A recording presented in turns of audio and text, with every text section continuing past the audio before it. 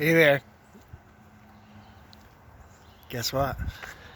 Maintaining my consistency. Going on my 6-lap walk. Gonna bring you guys with you. I want you guys to come along a little bit. I'm gonna do a walk and talk this morning, as I always do. And always remember, you're always on camera. Do it. Had to do it, guys. It's just another thing that they do to eliminate our privacy. They have to be in every single thing that we do in our lives. And I'm talking about Big Brother. Because now the world's under 100% surveillance, 24 hours, 365 days a year, and there's no way out of it. As I see a fella come out of the woods right here, he's probably checking one of the cameras or live trapping something. I don't know, but this world there is no privacy anymore. We're all under the camera. I don't care who you are. If you got a phone, you are behind a camera, no matter what. It doesn't matter what you do, what you say. At the end of the day, that's what you're doing. Hey, good morning. How are you? Good. What a nice guy that guy was. I just met somebody new today. That's awesome. I got some other ones up here. I got some furry friends up here too. Excuse me. Let's go take a look. And you know what? It's not bad to meet someone new. It's always a good thing. You never know what you're going to find out. I think I've met this one right here before. This is called, I think his name's Bentley. Yep. I've met Bentley. Bentley's a good dog. Yeah, I don't know. I haven't seen the black one before. But they're friends. We've met. Good morning. Hey, good morning, Bentley. Yeah, we've met them before. That's awesome. That's so cool. Yeah, we met them. That's a good thing. So it's good that I'm seeing others out again. I kind of thought it was me personally, but me being too nice and kind. Who'd have thunk that would be an issue, huh? Who would think that being so kind and nice could push people away? It's crazy. Crazy to think that way. I don't have that mindset. See, I'm the total opposite. And I embrace friendship and community and conversations as usual. That's who I am. I love to embrace the moment and the situation as much as possible. And I'd like to bring more light and love to that situation if I can. You know, there are moments where I have that vibe that I feel that it's not going to work in this environment.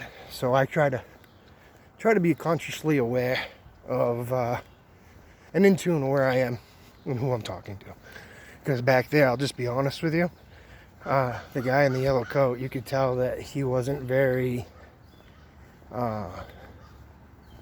giving or very open. So see what I mean? I can actually figure out things just by looking at people's mannerisms instantly. So, and I know the older lady with Bentley, and the little girl there, I don't remember her. She was actually walking Bentley this time. But she seemed nice, but she seemed like, oh wow, I was overwhelmed. So I feel that when I am around people, I do kind of overwhelm people because they're not used to the vibration energy that I'm putting off. Like I'm super hype. I am. I'm excited about life. I'm excited about getting going. I'm excited about meeting new people. I just love everything. And I mean that too. I mean, I'm completely in love with everything. Like, no matter what. It's the first instinct that I have. Excuse me. Woo. My soul's saying, yeah, thank you. But no, for real. I don't look at things, I don't even look at my glass being half empty. It's always half full. Always. It never used to be that way. But like I said, as my transformation and as I've grown out of the old will and into the new will, I evolved. I've erected. I've risen through the ashes. I am the phoenix. that's risen through the ashes. You know, everybody understand the phoenix never dies. It burns up, goes down into the ground, and grows again. Isn't that what we all are? So, and I don't mean that, I mean that metaphorically. I don't mean that as I am, but I mean that we all grow as we rise up from the rebirth. You know, and if you guys want to be religious, I guess you could go back to Jesus as him rebirthing himself in 3 days. So, yeah, it's true. I believe that but we do it multiple times in our lifetimes.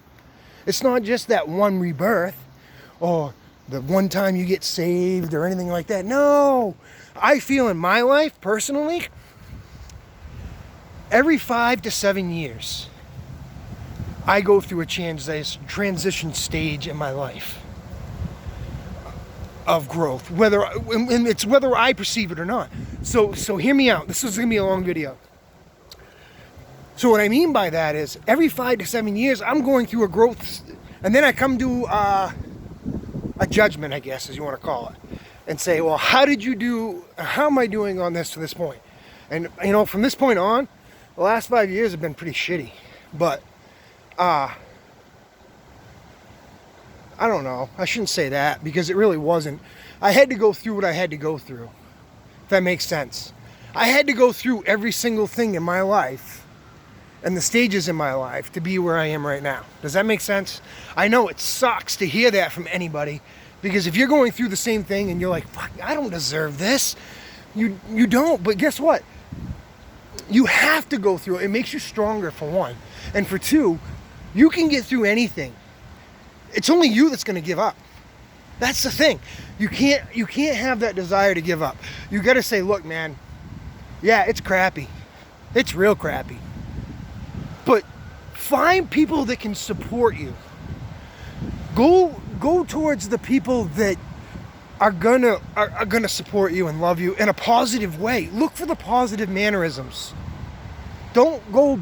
I know it's really hard, and I shouldn't say don't go, because this is my perception. This is my story. So all I'm saying is I had to finally just let go of the bottle. You know, the bottle didn't serve me anymore. The bottle was killing me. Slowly. And same with cigarettes too. I'm not gonna lie. Cigarettes was right there on that same level.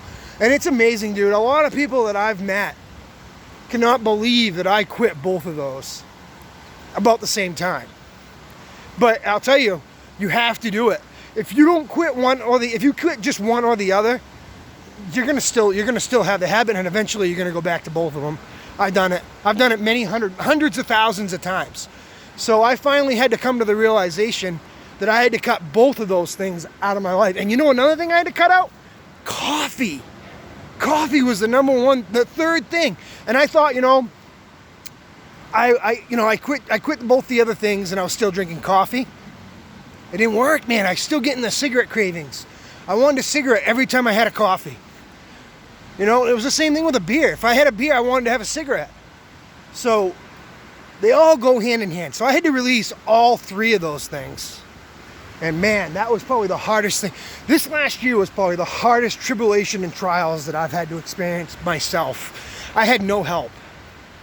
I went through my transformation by myself. I went through my withdrawals for 3.5 months in the bathrooms. No one helping you except for my family members, but they didn't get involved. They didn't know what was going on. They didn't. But I would spend hours in my bathroom on the floor going through withdrawals of my alcohol problems. And I'm telling you guys, this is no exaggeration. And at this point, I was severely overweight too. I was like 350 pounds. Severely overweight. And going through, what reminds me of this story of mine, I guess will give you a good example. Everybody see that movie Walk the Line with Johnny Cash and June Carter Cash? Okay, when Johnny had his problems with pills, and he couldn't, finally, June's family locked him up in his room. That was me. That was me. That was me in the bathrooms. But I stayed in my house. I did not leave. I went through the similar process of withdrawals and getting through that addiction. And it was hell. I'm not kidding, man. So anybody out there that can relate to this, please feel free to say something. I know it's a 10-minute video, but this was special. And this is a wonderful walk and talk this morning. And it was all about, you know, me telling you how bad my addiction really was for alcohol. And I'll tell you, if you guys don't believe me, maybe I ought to do a couple interviews of my family members that saw me when I was during those drinking days. They would tell you horror stories. I don't really want them to come on here and tell those stories again because I don't want to rehearse them. So I'm just giving you the facts. If you don't believe me, that's on you, not me. All right? I love you all, you beautiful souls. And may your day be as beautiful as you are and as I am. I love you, Will.